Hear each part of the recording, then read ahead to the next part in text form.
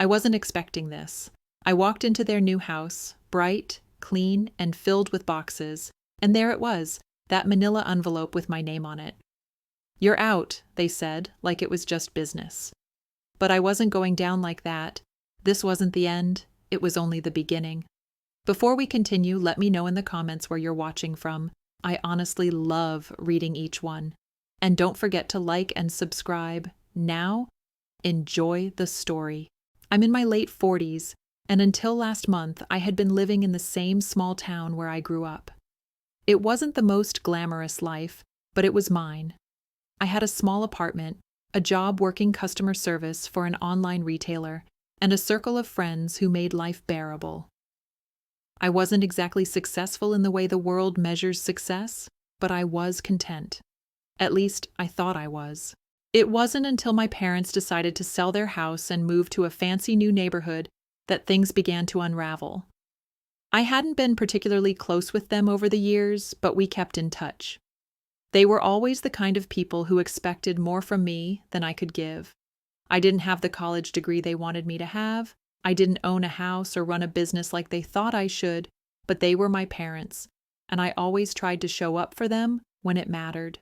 The day I showed up at their new home, I was prepared for the usual, some small talk about my job, their new life, and how they were so glad to be rid of their old place. But what I wasn't prepared for was the way they handed me that envelope. "Here," my mom said, her voice flat. "We've been thinking a lot about things, and we've decided it's time to cut ties." I blinked, not quite sure if I was hearing things right. "What are you talking about?" Dad didn't even look up from the stack of papers on the kitchen counter. "It's simple, really," he said, his tone almost dismissive. "We've been supporting you for years, and you've never done anything with your life. This is our way of letting you go." My stomach twisted into knots. This couldn't be happening.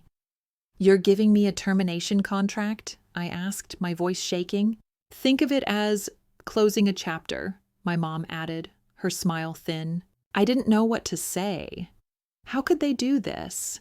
How could they just cut me off? All the years of trying to make them proud, all the times I showed up for them, this was how they repaid me?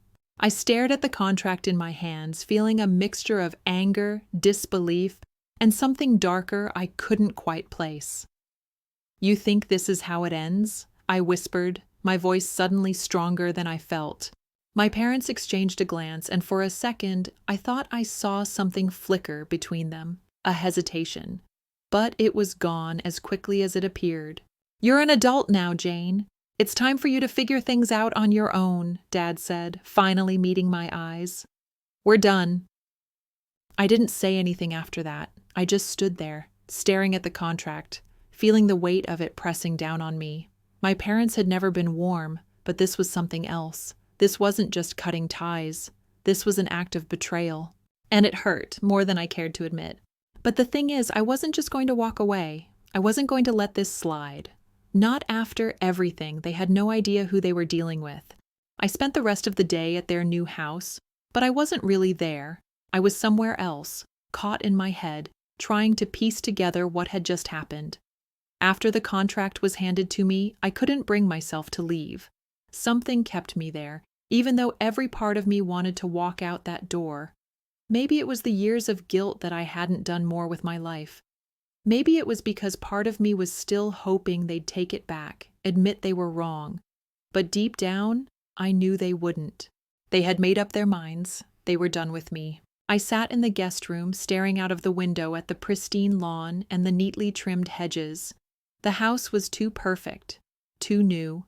It was almost like they were trying to reinvent themselves, and I was the thing they needed to shed in order to make it all work. It felt like everything they had worked for in life was being laid out in front of me, and I was the failure who couldn't fit in. But as I sat there, my anger started to simmer. I had been given a termination contract, like I was some employee they were firing after years of service. Like I didn't matter. Like all of the time I spent trying to meet their expectations didn't count for anything. I clenched my fists, my nails digging into my palms. No, I wasn't going to let them get away with this. They were going to regret this. I glanced over at the clock. It was almost dinner time. I could hear them downstairs, talking about something trivial, like the furniture they had bought for the living room or the neighbors they had met. But I couldn't bring myself to care. The small talk felt like an insult to everything I had just been handed. I stood up and walked over to the desk in the guest room. The envelope with the contract was still sitting there, taunting me. I opened it again and read the words one more time, even though I knew them by heart. It was formal, clinical, and cold. Termination of familial relationship effective immediately. My stomach twisted again, but this time I didn't let the nausea control me. I could feel something inside of me shifting, something I hadn't felt in years, a sense of determination. I had been humiliated. I had been cut off. And now I was going to show them exactly who they had underestimated. I grabbed my phone and began typing. The next morning, I woke up early, way earlier than I needed to. I couldn't sleep. The weight of the contract was still in my hands, figuratively, and it was making me feel restless. I didn't want to face my parents yet, not today, not until I was ready to make my move. I brewed myself a cup of coffee, the bitterness helping clear my foggy mind, and sat at the kitchen table. It felt strange to be in their new house, like I was in someone else's life, but I wasn't going to play the victim anymore. I was done with that. I opened my laptop and started doing some research about them, about me, about anything that could help me understand how I ended up here, and more importantly, how I was going to turn it all around. I'd spent most of my adult life living under their shadow, trying to get their approval, trying to fit into a mold that didn't work for me. Now, I was going to break that mold. I started drafting a letter that would send a message, one that would make them sit up and realize just how wrong they were. I wasn't going to beg. I wasn't going to ask for forgiveness. I was going to show them exactly who they had been dealing with all along. I had always been quiet, a little too meek, a little too eager to please. But something had snapped. The humiliation I'd felt when they handed me that contract, it was the final straw. I was done being their disappointment. It wasn't until later in the afternoon that I finally gathered the courage to face them.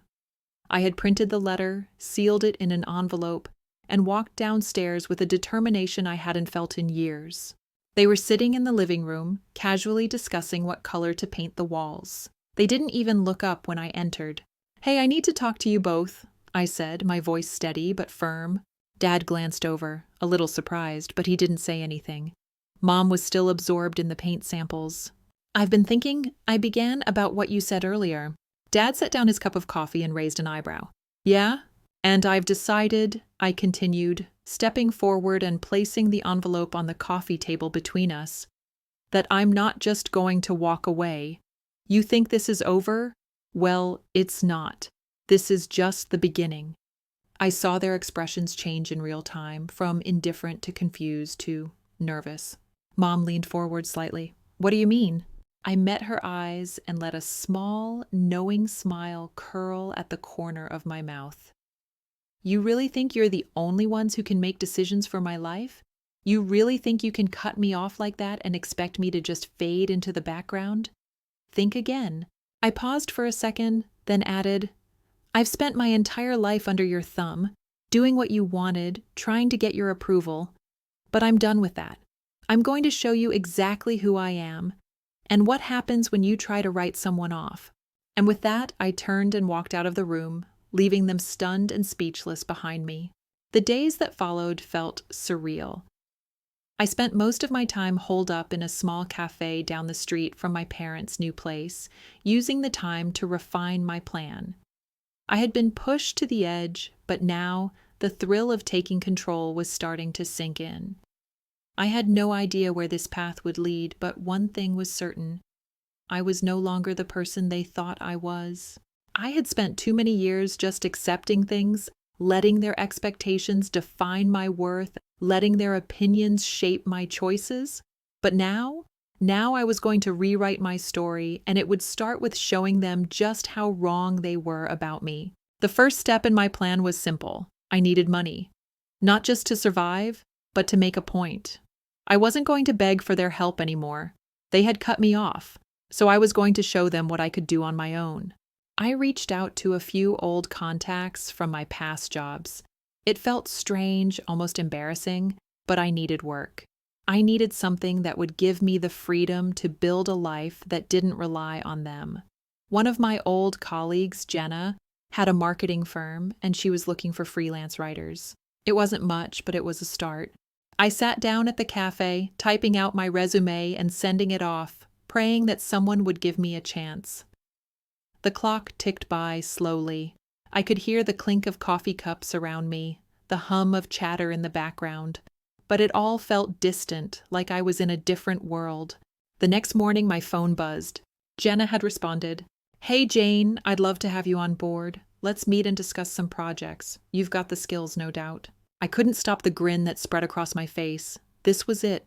This was my chance to prove to myself and to my parents that I could stand on my own 2 feet. I didn't waste any time. I spent the next week working hard, trying to build a portfolio of work that would impress Jenna and her clients. I wrote article after article, creating content on everything from lifestyle tips to small business marketing. It wasn't glamorous work, but it was honest, and it was mine. But as the days passed, I couldn't help but think about my parents. I hadn't heard from them since that day they handed me the termination contract. Part of me wanted to reach out, to try to fix things. But every time I thought about it, I remembered the way they had looked at me that day, like I was nothing more than an inconvenience they were ready to discard. No, I wasn't going to do that. I wasn't going to fall back into that trap. This wasn't about fixing things with them. This was about me finding my own path. Still, I couldn't help but wonder what they were thinking. Had they expected me to crawl back to them? Were they still waiting for me to admit I needed their help? The questions kept me up at night, gnawing at my thoughts. One evening, after I'd finished a project and sent it off to Jenna, I decided to stop by my parents' house. I hadn't seen them in over a week, and I was curious, maybe even a little anxious, about how they were handling the situation. As I pulled up to their place, I felt a wave of mixed emotions. This was the house they had been so proud of, the house they had worked so hard for, but it felt cold, sterile, like a place where nothing real could grow. I hesitated before walking up to the door, but then I took a deep breath and rang the bell. My mom answered the door, her expression guarded. She didn't say anything at first, just stood there in the doorway, waiting for me to speak. "Hi," I said, trying to keep my voice steady. "I just wanted to check in, see how you're doing." She looked me over, her eyes flicking from my face to the ground, then back to my face again. "We're fine," she said, but her tone was tight, like she didn't believe it. I stepped forward, trying to push past the awkwardness. "Look, I know things are weird right now, but I just wanted you to know that I'm not angry. I'm not going to beg for you to take me back. I'm doing fine, Mom. I'm building something for myself." Her lips pressed into a thin line, but she didn't say anything. I could feel the tension hanging between us, thick and suffocating. But then, after a long pause, she spoke. "We never wanted to hurt you, Jane. You know that, right?" It took everything in me not to laugh. I wanted to scream, to shout that they had hurt me more than they realized. But instead, I nodded, keeping my composure. "I know," I said quietly. "But this is my life now, and I'm going to make something of it." For a moment, I thought she might soften, but she didn't. Instead, she stepped back, opening the door wider. "You're welcome to stay for dinner if you'd like, but no talk of the contract." I almost said yes, but I caught myself. I wasn't here for dinner. I wasn't here to patch things up. I was here to show them that I was strong enough to walk away without looking back. "Thanks, but no, I've got plans," I said, my voice steady, and with that I turned and walked back to my car. As I drove away, I felt a weight lifting off me. I wasn't dependent on them anymore. And as I realized that, I could feel the pieces of my life slowly falling into place. I was doing this for myself, and whatever happened next, I was going to prove them wrong. The next few weeks were a blur of work, meetings, and small victories. Every morning, I woke up with a clear purpose: to build something that would make my parents regret their decision. It wasn't just about proving them wrong. It was about reclaiming control over my own life. I was finally doing things on my own terms, and that felt empowering. Jenna's marketing firm kept me busy, and with each new project, I gained confidence. I wasn't just writing articles anymore. I was drafting campaigns, brainstorming strategies, and contributing ideas that people actually valued. It was the first time in years that I felt like I had a real purpose, something I could be proud of. But even with all the progress, there were still days when the weight of my parents' rejection hit me. I'd wake up to a message or an email that made me question whether they'd ever really understood me. A text from my mom would come in every few days, usually just a simple, "How's it going?" But it never felt like an attempt to connect. It felt like obligation. I had told myself that I wasn't going to reach out, that I was going to build my own life. But it was hard, especially when I saw their house pop up on social media. They posted pictures of their new place, the garden, and the kitchen island they had been so proud of. I found myself thinking back to when they first moved in, when they told me about how they had dreamed of having a space like this for so long. And then one day the final straw came. It started with a message from my old friend, Casey. She was the one person I trusted to tell me how things were going back home. Casey had always been like a sister to me, honest, blunt, and loyal to the core. When she texted me that morning, I wasn't prepared for the bombshell she dropped. "Jane," she wrote, "I need to talk to you about something. I just heard your parents talking about you at the store." I wasn't sure what to expect. I didn't even know if I wanted to hear it, but my fingers were already moving, typing out a quick response. What did they say? Casey didn't respond immediately, but when she did, her message was short and to the point. They were discussing how relieved they are that they don't have to worry about you anymore. They said you were never going to make it. They don't think you'll succeed without their help. I froze. I couldn't believe what I was reading. They were talking about me like I was some kind of lost cause, like I wasn't even capable of standing on my own. But something inside of me snapped. I wasn't going to let them get away with this. I had worked hard, damn hard, for what I had achieved so far, and I had no intention of letting their disappointment define me anymore. The next day, I walked into the office where Jenna and her team were meeting. I had been working with them for a few weeks now, but today was different. Today, I had something to prove. "Jenna," I said, standing up from my chair, "I've been thinking about this for a while, and I want to take on a bigger role in the company. I want to help grow this business. I'm ready for more responsibility." Jenna looked at me for a moment, clearly surprised. "You're serious?" I nodded. "I'm serious. I'm ready to make a real impact, not just behind the scenes, but at the forefront. I want to prove I've got what it takes." She didn't hesitate. "All right, let's see what you can do." The next few months were a whirlwind. I threw myself into everything. Long hours, late nights, countless meetings, and more stress than I had ever anticipated. But it was exhilarating. I was no longer just an outsider looking in. I was building something I could call my own. I started taking on leadership tasks, helping to develop new client pitches, and managing the social media strategies for the company. My name began to appear more and more in the emails and newsletters. Slowly, I was carving out a name for myself in the industry. And with every success, I could feel the weight of my parents' rejection start to fade, replaced by a growing sense of pride. But just when things were going well, I received an unexpected message. It was from my mom. It had been a few weeks since our last conversation, and I had been trying to keep my distance. But the message was short and to the point. "Jane, we need to talk. Can we meet?" My stomach churned. I wasn't sure what they wanted now, but the thought of sitting face to face with them again made my blood boil. They had no idea how much I had grown, how far I had come, but I couldn't avoid them forever. I agreed to meet them, but this time things were going to be different. When I arrived at their house, they were already sitting in the living room, looking uncomfortable. My mom had her usual air of calm, but there was something in her eyes that made me pause. Dad sat next to her, fidgeting with the edge of his shirt. "Jane," my mom began, her voice softer than usual, "we wanted to apologize. We realize we may have hurt you with our actions. That wasn't our intention." I crossed my arms, leaning against the doorframe. "You think?"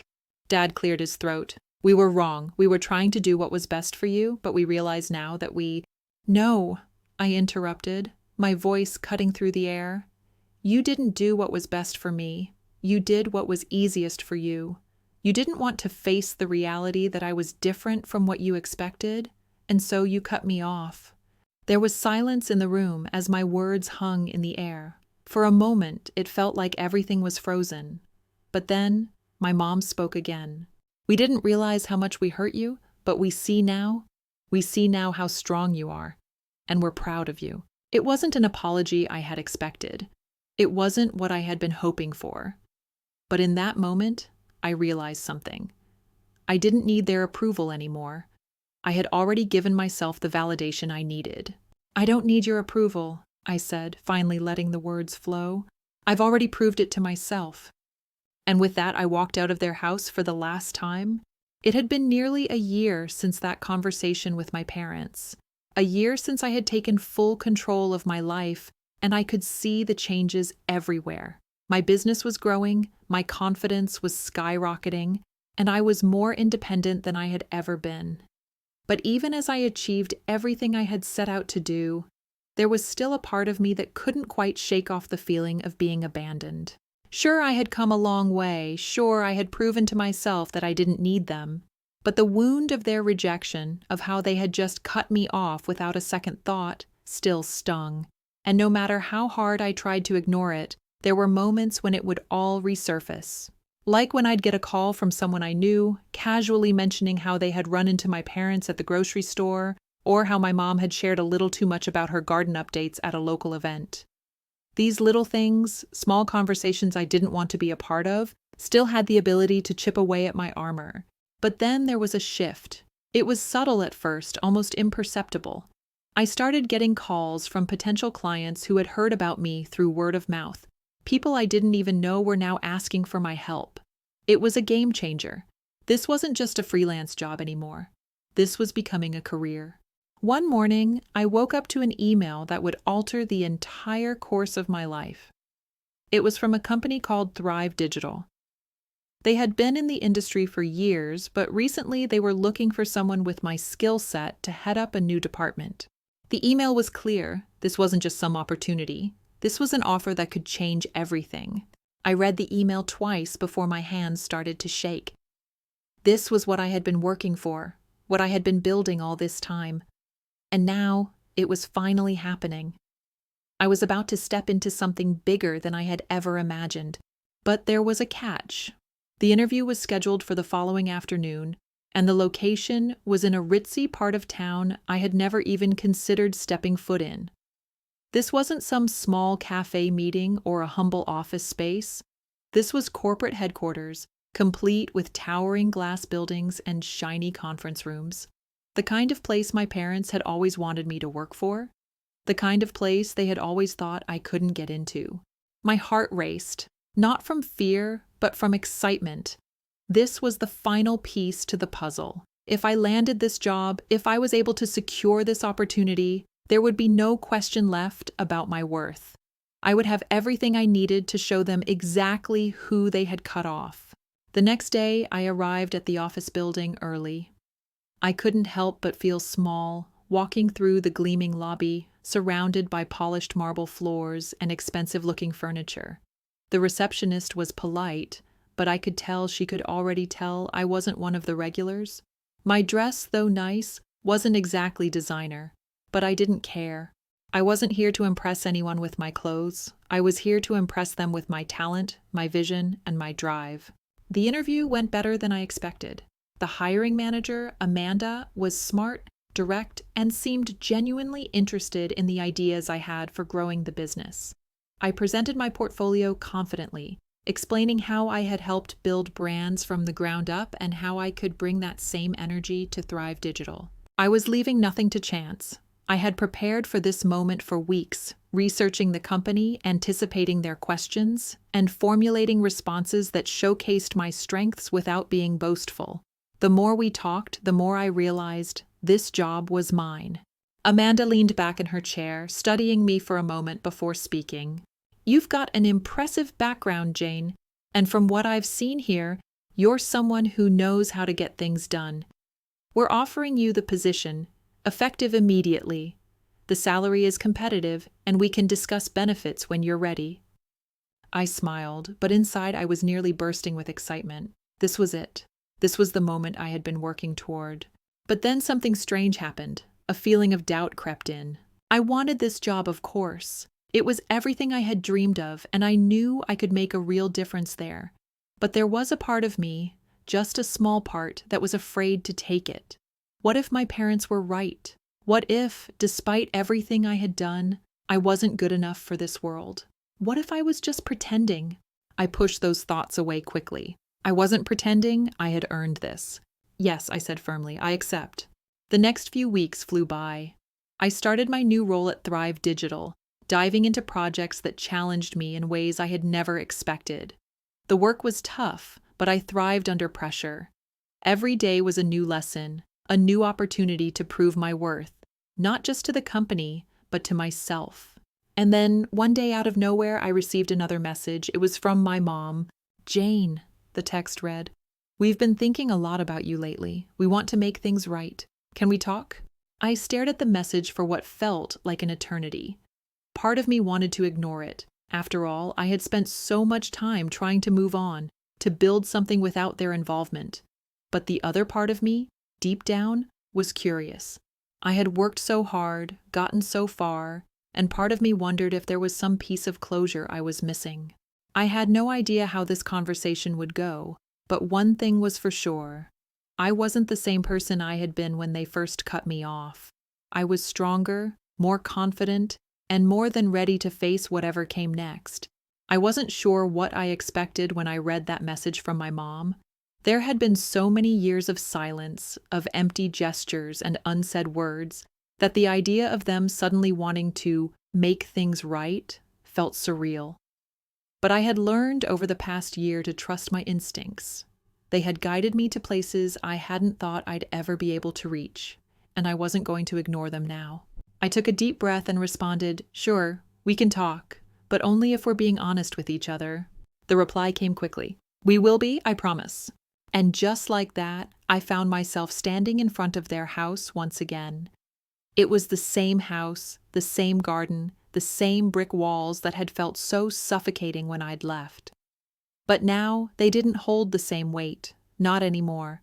When I knocked, it felt like all the years between us melted away in an instant. My heart was steady, steady enough to know that I wasn't going to back down this time. I was going to listen, but I wasn't going to give up the ground I'd gained. Not for anyone. My mom opened the door. She looked different, her face softer, her eyes carrying more years than I remembered. But there was no mistaking the sincerity in her gaze. "Jane, come in. We've been waiting for you," she said, stepping aside. I nodded, but didn't speak. This wasn't going to be the usual small talk. We had bigger things to unpack, and I wasn't here for pleasantries. Inside, my dad was sitting at the kitchen table, a cup of coffee in front of him. His posture was tense, his hands clasped together in a way that felt almost rehearsed. The last time I'd seen him, he hadn't made much of an effort to apologize. But this time, he stood up when I walked in, and his expression wasn't guarded. "Sit down," he said quietly, as though afraid his voice would crack if he spoke any louder. "We've been thinking about everything, a lot." I chose the chair across from them, making sure I wasn't leaning back, that I was sitting up straight. There was no room for old habits here, no room for being the daughter who took up too little space. I was going to take up all the space I needed. Mom sat next to Dad, folding her hands in her lap. She seemed unsure, but there was something in her eyes that wasn't there before. It was vulnerability. I could see it. She wasn't just apologizing because it was the right thing to do. She was apologizing because she realized how badly she'd hurt me. "Jane," she started, her voice shaky. "I don't even know how to begin. We were wrong, and I'm sorry. I know we hurt you, and I don't expect you to forgive us just like that. I don't. But I hope you can at least understand where we were coming from." I felt my pulse pick up slightly, but I didn't let it show. I wasn't going to jump in with anger or tears. I was going to listen, because as much as they needed this apology, I needed to hear them say it. I needed to know they were finally seeing me, not just as their child, but as an individual with dreams, with value. "We didn't know how to handle it," my dad continued. "You'd always been different from us, and instead of accepting that, we tried to force you into our mold. We tried to make you something we could understand. We didn't know how to deal with your independence.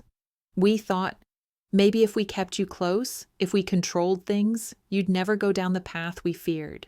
I blinked, the weight of his words sinking in. This wasn't the cold rejection I remembered. This was raw, honest. They weren't hiding behind excuses anymore. "We thought we were protecting you," Mom added, her voice quieter now. "We thought we knew what was best." "But you didn't," I replied, the words slipping out before I could stop them. "You didn't, and you didn't trust me enough to let me figure it out on my own." There it was, the truth, finally out in the open. And it wasn't easy to say. In fact, it stung a little, like it was a sharp reminder of the years I had lost, years where I had been overlooked, pushed aside, and told I wasn't enough. "I know," Dad said, and for the first time I could hear the apology in his voice. "And we were wrong." The silence in the room stretched out. I wasn't sure how to feel. Part of me wanted to tear into them for all the damage they'd caused, all the times they had made me feel unworthy. But there was another part of me, the stronger, wiser part, that realized they were just people. They had their flaws, their own battles, and they had been trying to protect themselves as much as they had been trying to protect me. But this time, I wasn't going to be the one to bend. I wasn't going to soften just because they said the words I wanted to hear. "I've spent a long time building my life," I said, keeping my voice steady. "And it hasn't been easy, but it's mine. I did it without you. I did it because I had to, because I didn't have a choice." I could see their faces tighten at that, a mixture of regret and pain flickering in their eyes. But this wasn't about them. This was about me, and about taking my power back. I've built something good. I've built something real. And that's not going to change because you're here now. For a long moment, they didn't speak. They just sat there, processing what I had said. But eventually, Mom spoke again. "I understand," she whispered. "And we're proud of you. We just want to be a part of your life, if you'll let us." It wasn't an easy thing to hear. It wasn't the fairy tale apology I'd imagined when I was younger. But it was real. It was honest. And that was enough. "I'll let you be a part of my life," I said slowly. "But only if we're on the same page. I'm not the same person I was when I left. I'm not going to need you the way I used to. And that's something you're going to have to accept." They nodded, both of them. And in that moment, I realized something. I wasn't holding on to anger anymore. I was holding on to the freedom that came with knowing I didn't need anyone's approval, least of all theirs. "I'll see you both around," I said, standing up. I wasn't walking away angry. I wasn't walking away broken. I was walking away stronger. And that felt good. It had been weeks since that conversation with my parents, and the feelings were still swirling within me like a storm that never quite settled. The apology had been expected in a way. What I hadn't expected, though, was how much it shifted the ground beneath my feet. I had walked in expecting closure, thinking it was finally time to bury the past and move forward. What I hadn't anticipated was the uncertainty it left in its wake. They wanted to be a part of my life again, but I didn't want to make it too easy for them. Sure, they had apologized, but that didn't erase everything. I had spent so many years proving to myself that I didn't need them, and I wasn't about to let them waltz back in without consequence. They had to earn their place. Still, something in me softened over the next few weeks. I wasn't fully ready to open the floodgates, but I found myself meeting them for coffee once a week, small steps. No big family dinners, no celebrations, just brief encounters, just enough to test the waters.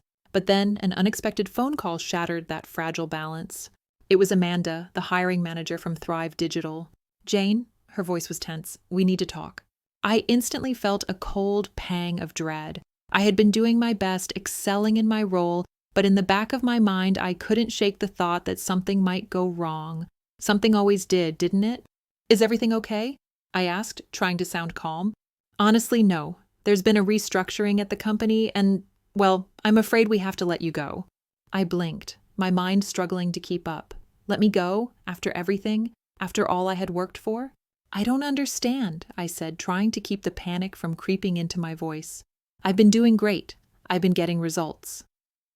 "I know, Jane. It's not about your performance. It's just company-wide changes. A shift in priorities. It's out of our hands." Her words were distant, like she wasn't even in the same room as me. but I could hear the weight in her tone. This wasn't an easy decision for her either. "You're firing me?" The words tasted foreign in my mouth. "I'm sorry," she said again, softer this time. "I wish I could change it, but it's final. You'll get a severance package, of course. We'll help with your transition. I know this is a huge shock." A huge shock? It felt like a punch to the gut. I didn't know whether to scream, cry, or just hang up the phone and walk away from it all. "I need some time to process this," I managed to say, though my voice was barely above a whisper. "I completely understand. Take as much time as you need. We'll handle the paperwork on our end." I didn't hang up immediately. Instead, I stood there in the center of my apartment, phone pressed to my ear, letting the silence settle around me like a suffocating cloud. I felt paralyzed, like the rug had been pulled out from under me. What was I supposed to do now? I hadn't been fired in years. I had worked so hard to get to where I was. This wasn't how things were supposed to go. I wasn't supposed to be back at square one. But then the anger hit me, like a wave crashing down with force. No, I wasn't going to let them win. I wasn't going to let anyone take this from me, not after everything I had sacrificed. I hung up the phone and immediately texted my mom. I needed to talk to someone, and she was the first person who came to mind. "Can you meet me? I need to talk." When I arrived at their house that afternoon, my mom looked at me with an expression of worry that quickly shifted to concern as I sat down at the kitchen table without saying a word. "What happened?" she asked, her voice soft but pressing. "They fired me," I said, the words bitter on my tongue. "They let me go, just like that." Her eyes widened in shock. "I don't understand. You've been doing so well, Jane. Why? What happened?" "I don't know," I said, frustration leaking into my voice. One moment, everything's fine. The next, they tell me they're restructuring the company. All my hard work, just erased in a moment. Mom sighed deeply, rubbing her temples like the weight of my pain was too much to bear. "I'm so sorry, sweetheart. I can't imagine how frustrating this must be for you. But don't forget everything you've accomplished. This doesn't take away from who you are. This is just one setback." Her words were comforting, in theory, but the fire inside me wasn't about to be doused by simple words. I had fought too hard to be here. This wasn't just a setback. This was a personal attack. "You don't get it, Mom," I snapped before I could stop myself. "It's not just about the job. It's everything. They took everything from me, and now they're just going to take this too? How am I supposed to keep going? How do I keep proving myself if no one believes in me?" She looked at me, her face softening with a mix of sadness and regret. "I didn't mean to make you feel like you had to prove anything. Don't," I interrupted, my voice breaking now. "Just don't. You cut me off when I needed you. You pushed me out when I wanted to be a part of something. And now, you want to tell me everything will be okay? I don't need that. I need to find my own way without anyone telling me I can't." The room went quiet after that. The tension in the air was thick, like we were both holding our breath, waiting for something to shift. I didn't know what I expected. Maybe an apology, maybe an understanding I hadn't received yet. But instead, my mom stood up and walked to the window, staring out as if searching for something she couldn't see. "We can't go back to what we were," she said, her voice quieter now. "I know that, but I want to be here for you. Whatever happens next, I'll be here. You don't have to face this alone." I stared at her, unsure of what to say.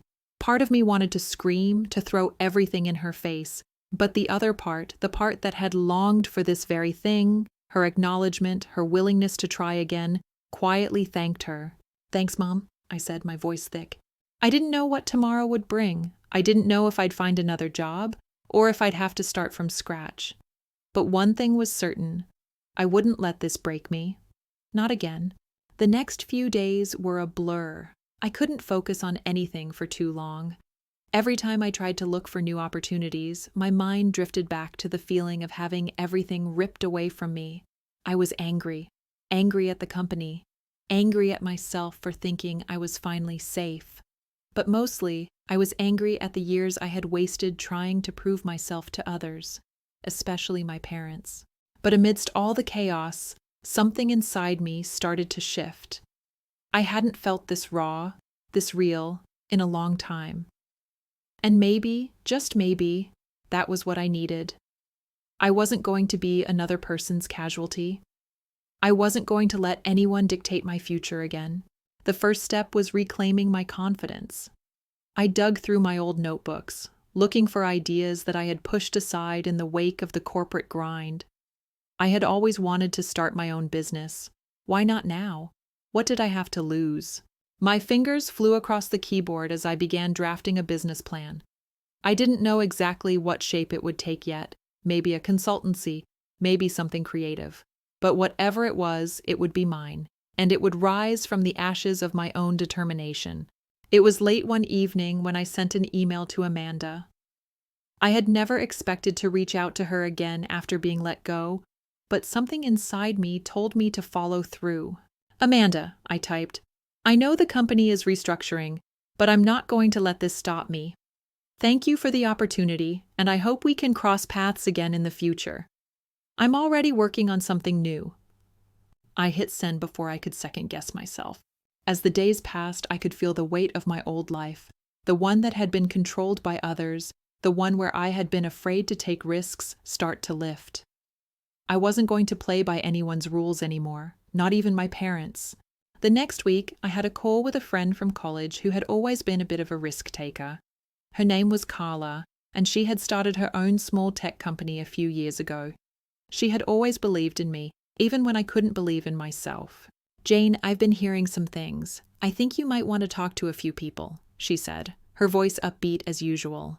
I'm listening, I replied, my mind already buzzing with possibilities. You're not working anymore, right? I hesitated, but then admitted the truth. Yeah, they let me go. I'm kind of starting over. Carla didn't miss a beat. I've been thinking about something. Maybe it's time for you to take that leap. You've got the talent. You've got the drive. You just need a little push. I've got a few connections who might be looking for someone like you.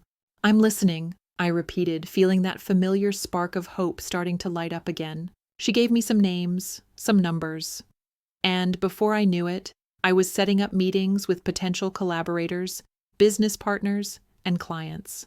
The fire inside me was reignited, and I wasn't going to let anything stand in my way. Not the company that let me go. Not the doubts that had plagued me for years. Not even my parents' expectations. A few days later, I was sitting across from Carla at a small cafe, the conversation flowing easily. I had always admired her for her confidence, and now I was seeing her as someone I could learn from. Carla, I'm starting to think this might be the right time to really go for it, to build something of my own. She smiled, her eyes lighting up. I knew you'd get there. You've always had it in you. All you needed was a reason to fight, and now you've got one. I looked at her, feeling more certain than I had in a long time. I'm going to show them, I said, the words escaping me before I could stop them. Carla raised an eyebrow, catching the undertone in my voice. Who? My parents, I said, the anger I had been keeping bottled up for months suddenly surging. They think I'm nothing without them. They think I need their approval to be something, but I don't. I'm going to build something bigger than they could ever imagine, and I'll do it without them. She leaned back in her chair, taking a sip of her coffee, a knowing smile creeping onto her face. I think that's the best way to show them who you are, not through words, but through actions. And that was it, wasn't it? The more I thought about it, the clearer it became. I didn't need their approval. I didn't need anyone's approval. What I needed was to prove to myself that I could rise above all the expectations, all the limitations, and build something that would stand on its own. It was around the same time that I realized I hadn't heard from Amanda again. I had sent her that email about moving forward, but there had been no response. No good luck or I wish you the best. Nothing. That hurt a little, but then I remembered something important. It didn't matter. What mattered was my next move. I wasn't depending on anyone else anymore. I wasn't playing anyone's game. The next day, I got an email. It was from a startup accelerator that Carla had mentioned to me. They were interested in my idea, and they wanted to talk further. This was real. This was happening. I made my way to the meeting, heart racing, and it hit me. This wasn't just a job opportunity. This wasn't just a chance at success. This was the moment I had been waiting for. It wasn't about revenge anymore. It was about me. The day of the meeting, I walked into the office of the accelerator with my head held high. The person I was meeting was a man named Luke, who had built his own tech company from the ground up. If anyone could understand where I was coming from, it was him. "Jane, it's good to meet you in person," Luke said, standing up to shake my hand. "I've heard great things about you." I sat down across from him, trying to keep the nervousness out of my voice. "I'm glad to be here." He leaned forward slightly. "Tell me about your vision. What's your big idea?" And just like that, I knew this was the beginning of something incredible. No more second-guessing. No more wondering if I was enough. I had a vision. I had a plan. And now I had a chance to make it real. The meeting with Luke had been more than I ever expected. His words had been encouraging, but there was also an edge of something else in his tone. Like he saw something in me that I hadn't yet fully realized. And that gave me the push I needed to move forward. I walked out of that office with a newfound sense of purpose. I wasn't just going to start a business, I was going to build an empire, even if it meant doing it all on my own.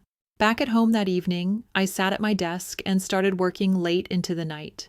The ideas that had once felt like dreams were now concrete.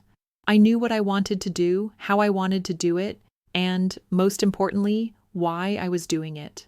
The next few weeks were a blur of brainstorming, meetings, and endless cups of coffee. I put together a pitch deck, refined my ideas, and began working on the logistics of turning my vision into reality. And then, just as things were starting to come together, I got another unexpected message. It was from my mom. "Can we talk?" she texted. "I've been thinking a lot about what you said. I think it's time we had an honest conversation." I stared at the message for a few seconds, my stomach tightening. I wasn't sure if I was ready for this. Wasn't everything with them already said and done? But I knew I couldn't avoid it forever, so I agreed to meet her the next day. When I walked into their house the following afternoon, the familiar sense of discomfort washed over me. The walls, the same ones I had grown up in, still seemed to hold all the unsaid words between us. Mom was sitting at the kitchen table looking small, her hands clasped tightly in front of her. I took a deep breath before sitting down across from her, unsure of what to expect.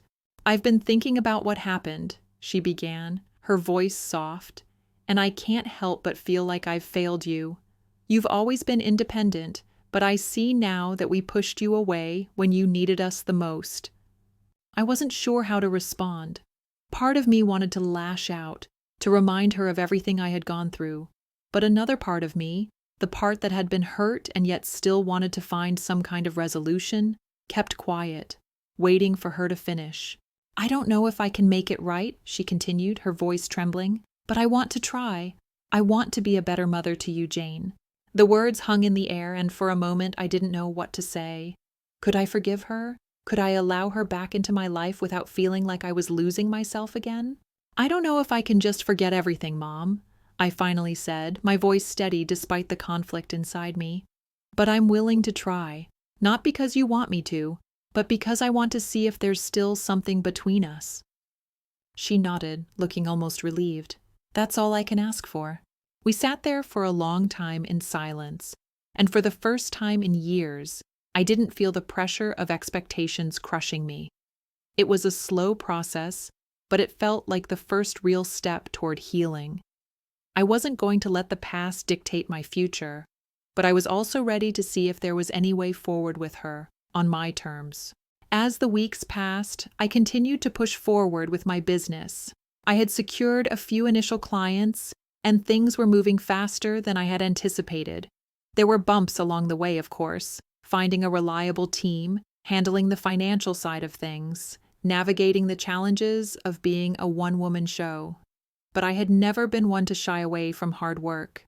And in the midst of all this, something else began to happen. I started to feel a shift in the way I saw my parents.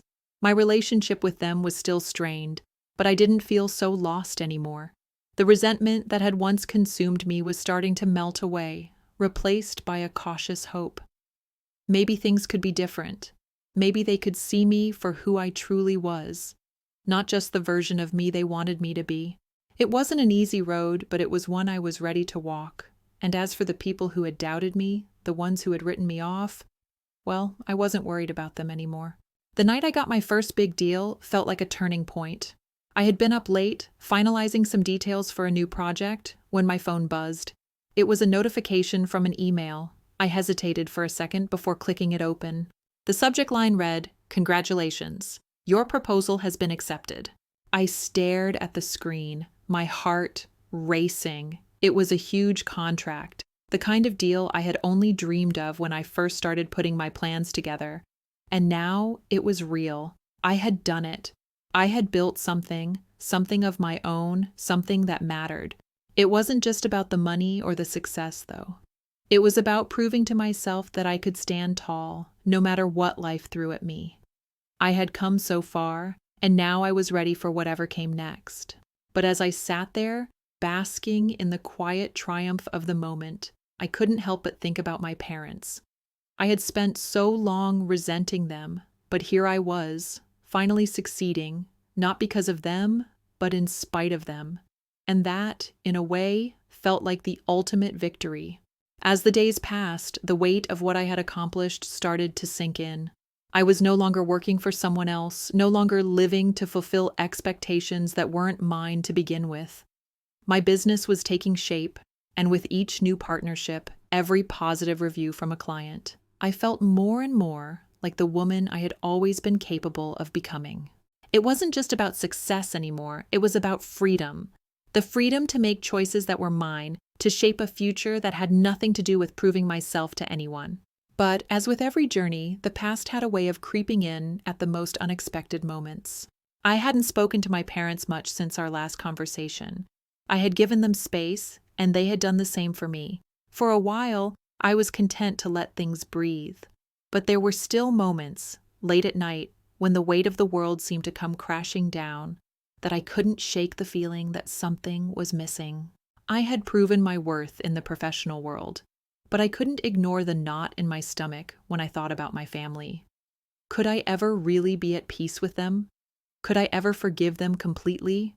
Or was I destined to walk this path alone, always just a little too independent for them to understand? It was a Tuesday afternoon when I got a call from my mother. I didn't recognize the number at first, and I almost let it go to voicemail. But then I remembered the last conversation we had, and the words she had said to me. "I want to be a better mother to you, Jane." I picked up the phone. "Hello? Jane, it's Mom." Her voice sounded different this time, softer somehow. Like the years of distance between us were finally starting to fade. "Hi, Mom." "I've been thinking," she began, her voice shaking slightly. "I've been thinking about everything, about how we've treated you, and I know I haven't always been the best mother. I don't want to just be someone who's in your past. I want to be a part of your future."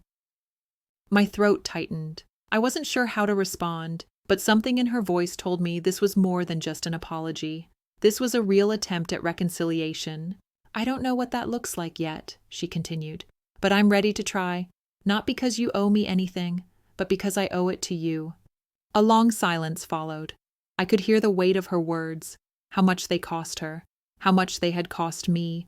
"I don't know, Mom," I said, the words coming slower than I intended. "I'm not sure how this is supposed to work. We've been apart for so long." "I understand," she said quickly, as though she was bracing for the rejection. "I don't expect it to be easy. I just want the chance to show you that I can be better, that I can be the mother you deserve." I closed my eyes, letting the quiet of the moment wash over me. I wasn't ready to say yes, but I wasn't ready to shut her out completely either. I'm willing to try too," I finally said, my voice quieter than usual. "But we have to take it slow. I need time to see if we can really do this." "I'll give you all the time you need," she responded, her voice full of relief. "I just want you to know that I'm here, Jane. I'm here for you." It wasn't an instant fix. It wasn't some magical healing moment where everything was suddenly okay. But it was a start, and sometimes that's all you need. The following weeks were a blur of change. My business was booming, and I was finally in control of my life in a way I had never imagined. I was working with clients who respected me for my abilities, not my last name. I was building a brand that was all my own, one that wasn't tied to anyone's expectations or rules. But in the background, the healing with my parents was starting to take shape, slow and steady. I met with my mother a few more times. We didn't talk about the past as much anymore. Instead, we focused on small, meaningful conversations, the kind of talks that slowly built bridges instead of trying to tear down walls. And for the first time in a long time, I felt like I was being seen, not as someone to be fixed, but as someone who was worthy of love and respect just as I was. One evening, after a particularly long day of meetings and strategy sessions, I sat down to dinner alone in my apartment. It had become a bit of a routine, working late, then enjoying a quiet meal, reflecting on the progress I was making. But tonight, as I set the table, something felt different. I wasn't just looking at the food in front of me. I was thinking about how far I had come. The obstacles I had faced, the disappointments I had experienced, and how I had risen through it all. My phone buzzed on the table, a message from Carla. "How's it going?" she asked. I smiled to myself before typing out my reply. "It's going really well. I've got a few big projects in the works. It feels like everything is coming together." Her reply was immediate. "I knew you had it in you." I stared at her message for a moment, a wave of gratitude washing over me. She had been there for me when I was ready to give up, when I doubted myself the most. And now, here I was, on the other side of all that uncertainty, stronger than ever. But even then, as I reflected on the past, I knew that this was just the beginning. I had built something that was truly mine, and now, more than anything, I was ready for the future. Ready to move forward without the shadows of the past haunting me anymore. The final chapter of this story wasn't about revenge. It wasn't about proving anyone wrong or seeking validation. It was about understanding that my worth was never determined by anyone else. I didn't need their approval, their support, or their love to be whole. I had always been enough. And now I was free. Before we finish, I want to know, what do you think? Do you feel like you're ready to step into your own power and make a change? Let me know your thoughts in the comments. And if you enjoyed this story, don't forget to like and subscribe for more content like this. Thanks for sticking with me until the end.